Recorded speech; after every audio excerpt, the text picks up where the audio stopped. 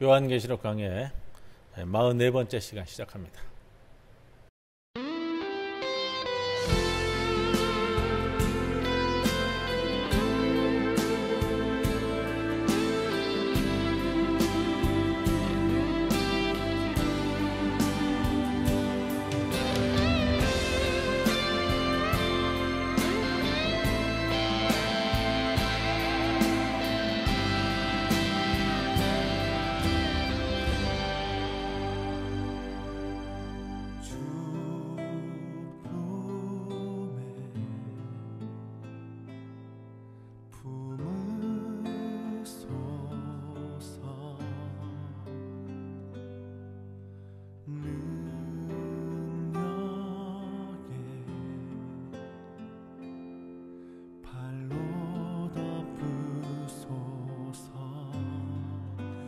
거친 파도 날 향해 와도 주와 함께 날아오르리.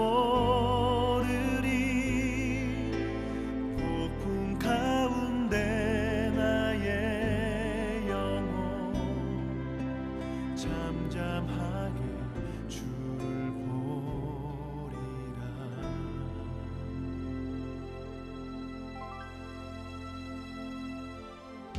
주님 안에 나 거하리.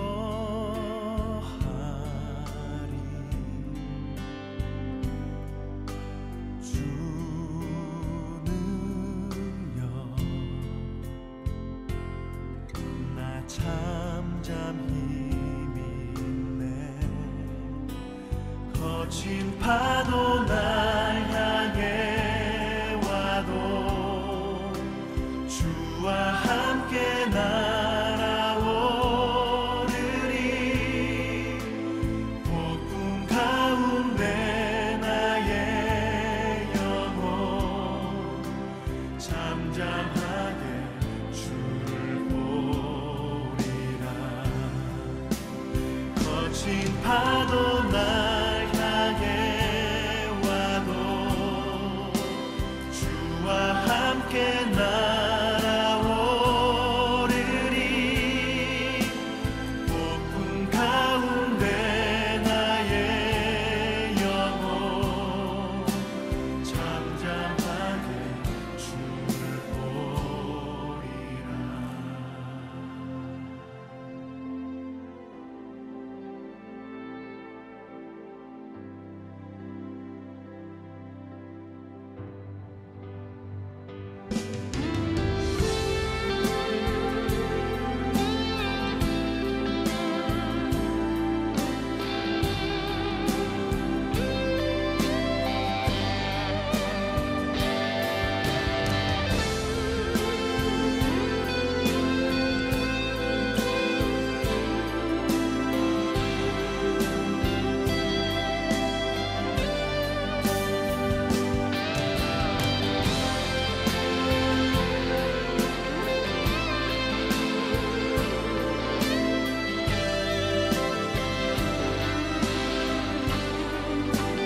거친 파도 날 향해 와도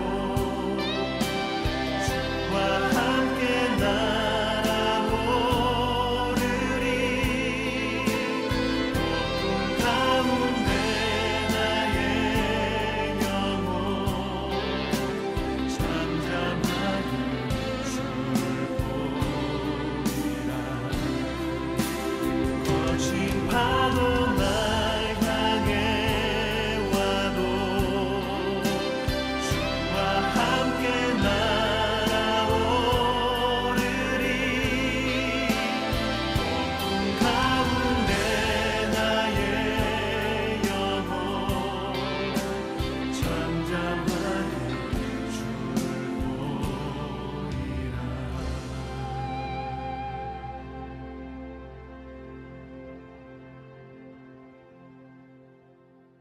주 품에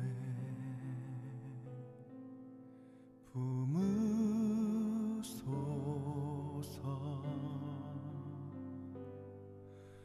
능력에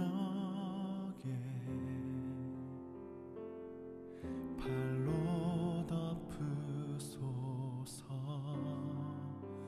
거친 파도 날 향해 와도 주와 함께 날아오르리. 폭풍 가운데 나의 영혼 잠잠하게 주를 보리라.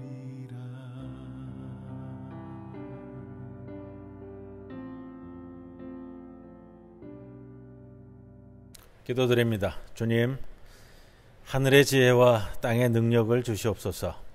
중요한 결단을 내려야 하는 순간과 반드시 풀어야 하는 문제 앞에 물러서지 않는 용기와 현명한 결심을 하게 하옵소서. 언제 어디서나 하나님 앞에 서 있음을 직시하여 입으로 하는 겉말과 품고 있는 속마음이 다르지 않게 하시고 눈에 보이는 이익을 위해 거룩한 이름을 들먹이지 않게 하시고 마음속에 품고 있는 모든 더러운 것과 깨끗하지 못한 생각을 버리게 하옵소서. 중요한 것과 중요하지 않은 것을 구별할 줄 아는 분별력을 주심으로 사소한 것에 화내거나 조바심을 갖지 않게 하시며 항상 웃는 사람이 되게 하옵소서. 생각의 방향 감각을 잃지 않게 하시고 감사의 주도권을 빼앗기지 않도록 인도해 주옵소서. 예수님의 이름으로 기도드리옵나이다. 아멘. 402장 찬송 드립니다.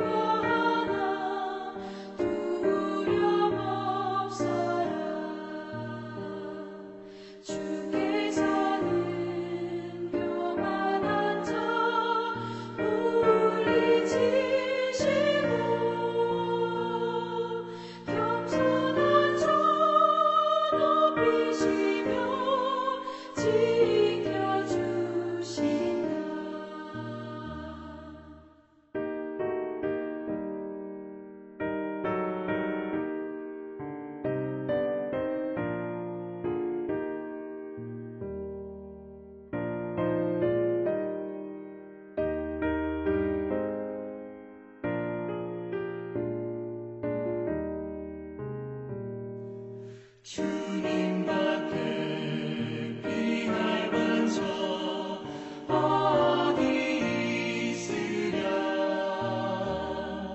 주의 권위 주의 말씀 완전하도다. 강한 발로 붙드시고 보호하시며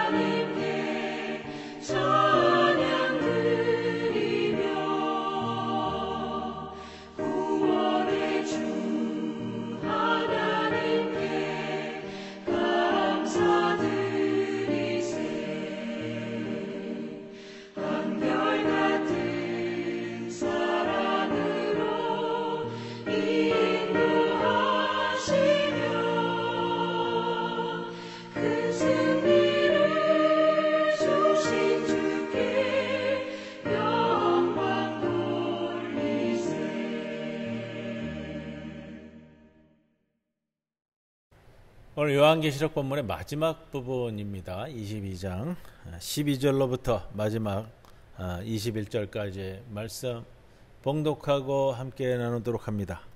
보라, 내가 속히 오리니 내가 줄 상이 내게 있어 각 사람에게 그가 행한 대로 갚아주리라. 나는 알파와 오메가요, 처음과 마지막이요, 시작과 마침이라. 자기 두루마기를 빠는 자들은 복이 있으니 이는 그들이 생명나무에 나아가며 문들을 통하여 성에 들어갈 권세를 받으려 함이로다.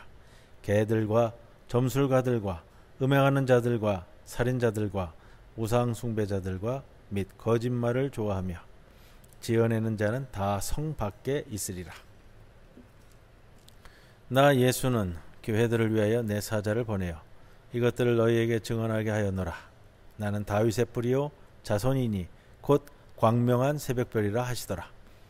성령과 신부가 말씀하시기를 오라 하시는도다. 듣는 자도 오라 할 것이요 목마른 자도 올 것이요 또 원하는 자는 값없이 생명수를 받으라 하시더라.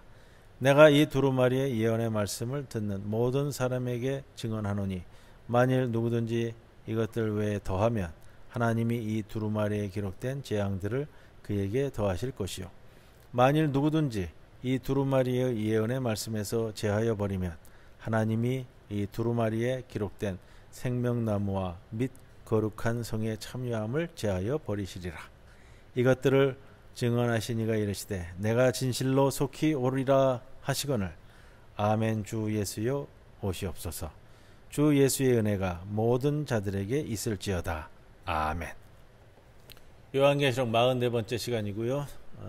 44번째 시간으로 마치려고 하다가 에필로그는 마지막 결론은 다음 시간 1시간 더 하는 것으로 정했습니다. 그래서 오늘 본문에 대한 말씀을 마지막까지 다루고요. 다음 시간에는 요한계시록 전체에 대한 말씀을 다루도록 하겠습니다. 자, 성서 본문 마지막인데, 자, 오늘 12절에서 21절까지의 말씀인데 좀 나눠서 합니다. 12절에서 15절까지의 말씀을 보면 사도 요한은 종말에 받을 복을 현재의 시간에 미리 선취할 수 있음을 표현하는 것이 12절에서 15절까지의 말씀입니다. 미리 선취한다, 미리 이룬다라는 뜻입니다. 우리가 지난주에 나눈 말씀 7절에서 이미 보라 내가 속히 오리니 이라는 말씀을 7절에서도 또 오늘 12절에서도 반복이 되고요. 이 표현의 시제는 현재형이라고 했습니다. 그것은 천상의 예수의 재림이 아니라 고난당하면서도 불의에 저항하는 남녀 성도들에게 찾아오는 예수님의 현재적 오심, 현재적 오심입니다. 미래적 종말론적 오심이 아니라 현재적 오심. 요한계시록이 강조하고 있는 것은 바로 그거고요.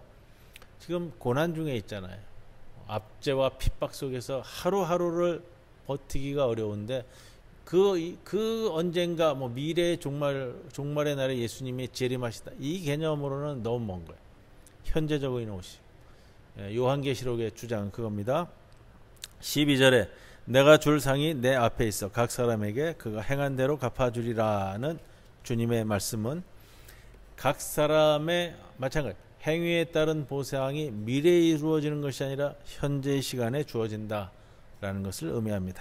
이러한 상은 물론 미래적 종말론에 속하는 겁니다. 그러나 예수님은 고난에도 불구하고 예언의 말씀을 실천하는 사람들을 위해서 그러한 종말론적 상을 가지고 지금 현재 시간에 이 시간에 오고 있다.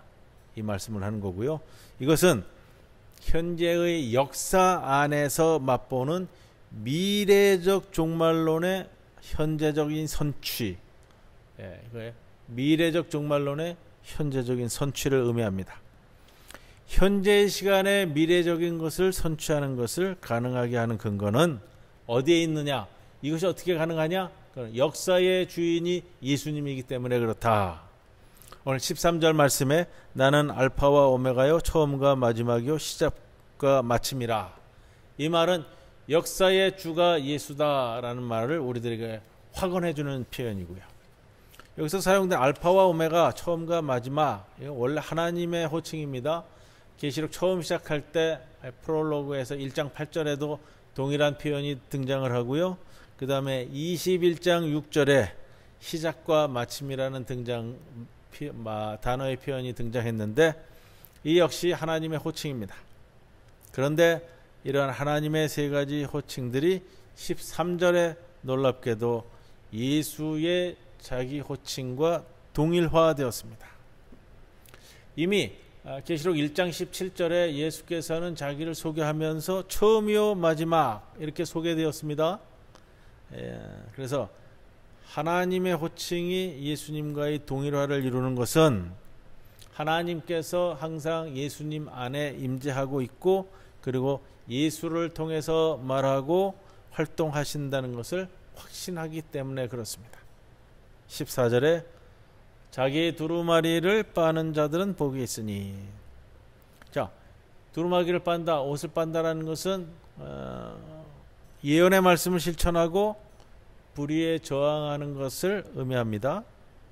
자, 각자 자기 옷을 빤다. 예전 앞에 부분에서 예수의 보혈로 우리의 옷을 빤다라는 표현이 나오는데, 이 빨아야 할 시간은 언제냐 하면은 바로 현재, 지금 현재. 과거에 옷을 빨았던 순교자들은 모두 다 하늘 위에 계십니다. 7장 14절 말씀인데, 이는 큰 환난에서 나오는 자들인데 어린 양의 피에 그 옷을 씻어 희게 하였느니라. 이 말씀 우리가 나눴었습니다. 자, 오늘 15절에서는 새 예루살렘에 들어가지 못하고 밖에 남아있는 사람들의 범주를 또 이야기하는데, 우리가 지난 시간에도 또 그전 시간에도 이 표현을 썼는데, 오늘 여기에서 이제 새롭게 추가되는 거예요. 변형돼서 개들과 점술가들과 음행하는 자들과 살인자들과 우상 숭배자들과 및 거짓말을 좋아하며 지어내는 자.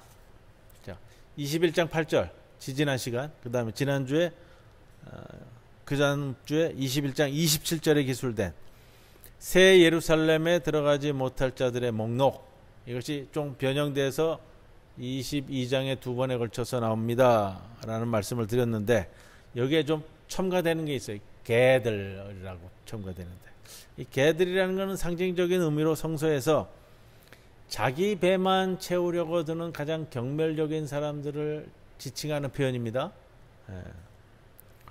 21장 8절에서 목록의 처음 세 범주의 죄인들, 두려워하는 자들과 믿지 아니하는 자들과 흉악하는 자들, 이렇게 표현했어요.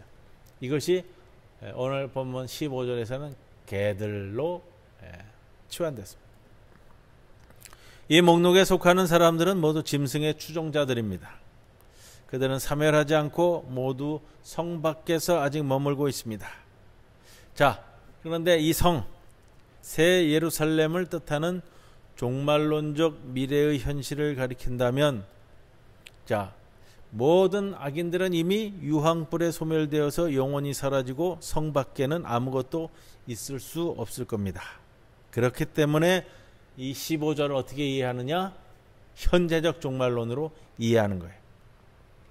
자, 새 예루살렘에 대한 것도 이해를 조금 더 해봅니다. 새 예루살렘은 연대기순에 의해서 바벨론 파괴된 후에, 로마가 파괴된 후에 하늘에서 이렇게 임하는 것이 아니고요. 새 예루살렘은 하늘에 이미 있었던 동화 같은 성이 내려오는 것이 아니고요.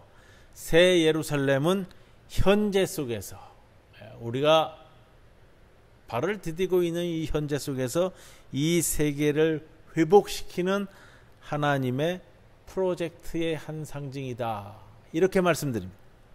이 거룩한 성은 그리스도인들이 로마 제국의 거짓말과 폭력과 착취를 거부하고 정의, 자유, 평등, 평화, 그리고 생명이 지배하는 대안적 세계를 위해서 일하는 곳에서 발견되어지는 곳. 이 새 예루살렘은 하나님에게만 예배하고 그리고 그의 대리자인 어린 양 예수에게 충성하고 따르는 제자직의 실천을 요구하는 장소입니다. 그래서 이 새 예루살렘의 도래는 이미 요한 사도의 시대에 시작됐고 오늘 우리의 시대에도 계속되고 있고, 그리고 종말의 날에 완성될 것이다. 여기가 15절까지의 말씀이고요. 자, 16절, 17절 말씀 봅니다. 여기서 너희는 요한의 독자들, 요한계시록 독자들인데 소아시아 교회의 구성원들, 성도들을 이야기합니다. 자, 이들은 예배에 참여하는 자들로 전제되어 있습니다. 1장 1절에서 언급되었던 천사가 여기 다시 언급되고 있고요. 자, 이것은 천상의 예수가 증언한 예언의 말씀 전체를 의미합니다. 예수님은 자신의 정체성을 그리고 다윗의 뿌리요 자손이라고 밝혔습니다. 예수는 이스라엘 민족의 자손입니다. 또 이스라엘의 가지가 아니라 뿌리입니다. 다윗의 뿌리는 구약에서 예언된 메시아를 가리킵니다. 이사야 11장 1절에도 이새의 줄기에서 한 싹이 나며 그 뿌리에서 한 가지가 나서 결실할 것이요. 이사야서 1장 10절에는 그날에 이새의 뿌리에서 한 싹이 나서 만민의 기치로 설 것이요. 열방이 그에게로 돌아오리니 그가 거한 곳이 영화로우리로다. 요한계시록 5장 5절에서요. 24 장로들 중에 하나가 도살당한 흉터를 지닌 어린 양 예수를 가리키면서 유다 지파의 사자 다윗의 뿌리가 이겼도다 라고 했습니다. 자, 이건 로마 권력에 의해서 도살당한 힘없는 어린 양이 이제 모든 악의 세력들을 정복할 사자가 되었다. 이 표현을 담고 있습니다. 또한 예수는 자신의 정체성을 광명한 새벽별 이렇게 얘기하는데, 광명한 새벽별은 뭐냐? 캄캄한 밤이 끝나고 동이 터오는 것이 가까울 때 뜨는 별이 새벽별이잖아요. 희망과 승리의 표징입니다. 곧 이것이 이제 메시아를 상징하는 것이고요. 16절에서 언급된 다윗의 뿌리와 광명한 새벽별은 악을 정복하고 정의를 수립할 예수 그리스도를 상징하는 겁니다. 17절에 성령과 신부가 말씀하시기를 오라 하시는도다. 이것은 12절에서 예수께서 보라 내가 속히 오리니라고 그의 현재적 오심을 확인하는 것에 대한 반응입니다. 자, 여기서 신부는 누구냐? 예배에 참여한 성도들이 기다리는 새로운 대안적 공동체인 새 예루살렘을 상징합니다. 요한계시록에서 21장 2절 9절에서 새 예루살렘을 신부, 곧 어린 양의 아내 이렇게 표현했고요. 그리고 요한계시록에서 성령이 자주 나오는데 성령과 신부가 같이 등장하는 것은 공동체로서의 새 예루살렘이 성령의 지배를 받고 있다라는 것을 의미해 줍니다. 자, 신부로서의 새 예루살렘, 우리가 대척점에 있는 표현이 하나 나옵니다. 기억나셔야 되는데 뭐냐면 음녀로서의 큰 바벨론, 신부로서의 새 예루살렘, 음녀로서의 큰 바벨론과 대조되는 표현입니다. 듣는 자도 오라 할 것이요 해서 듣는 자는 예배에서 낭독자를 통해서 이 계시록이 쓰여져 가지고 요한계시록이 쓰여져서 요한 사도에 의해서 소아시아 7교회에 다 보냈잖아요. 그래서 이제 예배 때에 이걸 낭독하는 겁니다.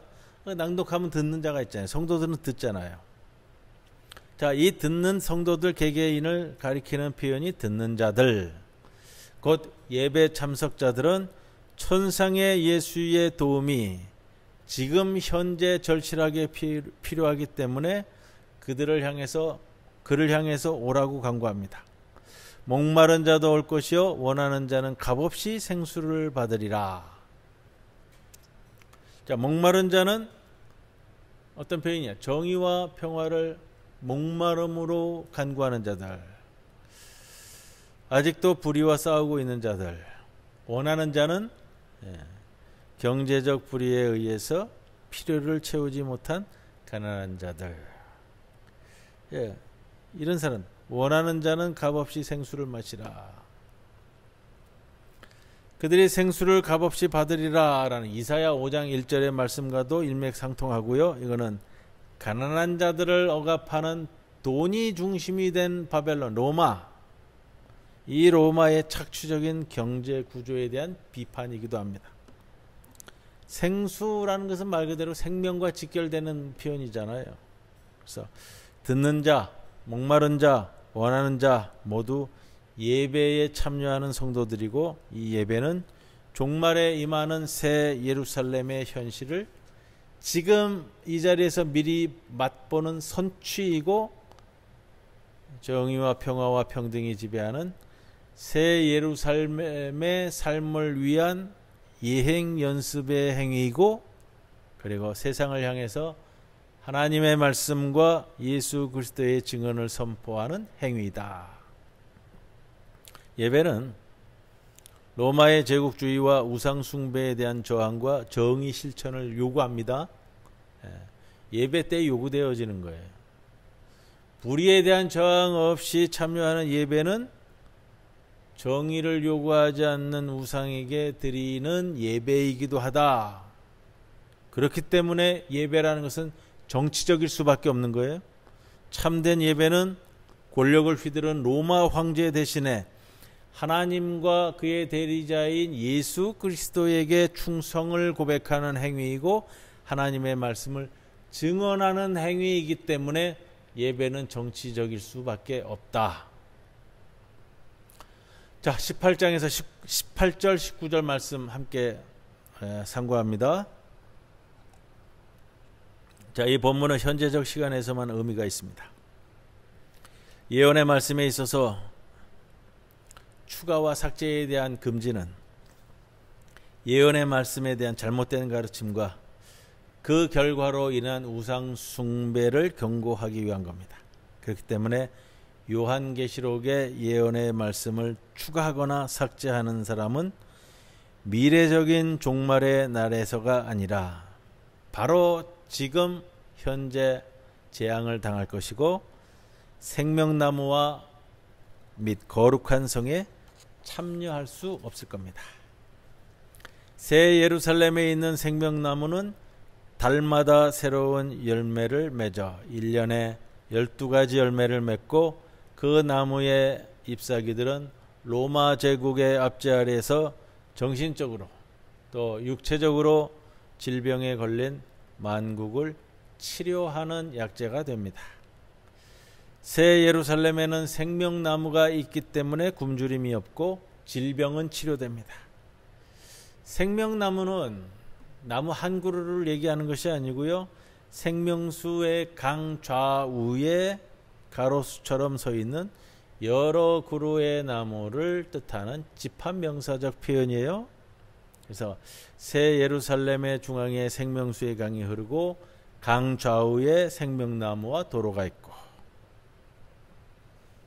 새 예루살렘에 하나님과 어린 양의 보좌로부터 흘러나오는 맑은 생명수의 강물이 있어 누구나 그 깨끗한 물을 마실 수 있으며, 그리고 하나님의 얼굴을 마주보고 하나님과 어린 양 예수를 예배하면서 영원히 살 수 있습니다. 바로 이렇게 교회 예배의 절정은 천상의 예수의 현재적 오심, 여기에 대한 선포이고, 그리고 그 선포에 대한 성도들의 응답입니다. 천상의 예수는 고난당하는 성도들과 연대하기 위해서, 그들과 함께하고 함께 싸우기 위해서, 그들과 함께 살기 위해서 지금 속히 온다라고 약속하고, 그리고 예배자들은 그것이 반가워서 아멘 하고 응답하는 겁니다. 자, 이제 마지막 두 구절입니다. 20절 21절. 내가 진실로 속히 오리라. 이게 은혜가 되는 거예요. 내가 진실로 속히 오리라. 또 반복되는 말씀입니다만, 미래적인 종말에 일어날 사건이 아니라 지금 현재의 시간에 그가 온다라는 것을 의미하고요. 그는 로마 제국의 유혹과 압제에 순응하지 않고 저항하는 성도들을 위로하기 위해서, 그와 더불어 연대해서 투쟁하기 위해서 지금 현재의 시간에 그들에게 온다라고 말씀하시는 겁니다.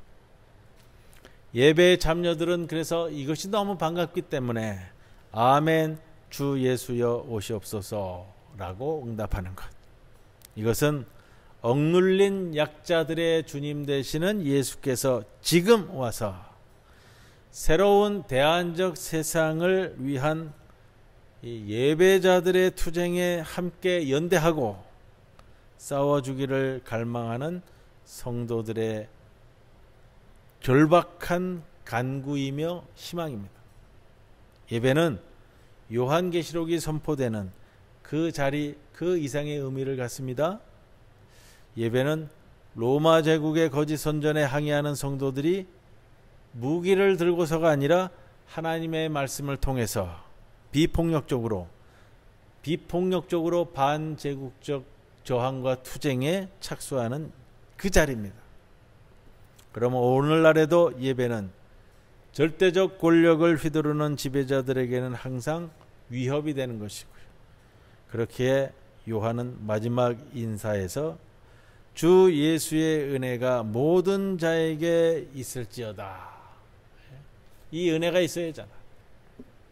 그래서 마지막 구절 잘 기억하세요. 주 예수의 은혜가 모든 자에게 있을지어다. 아멘. 그리고 끝을 맺는 겁니다.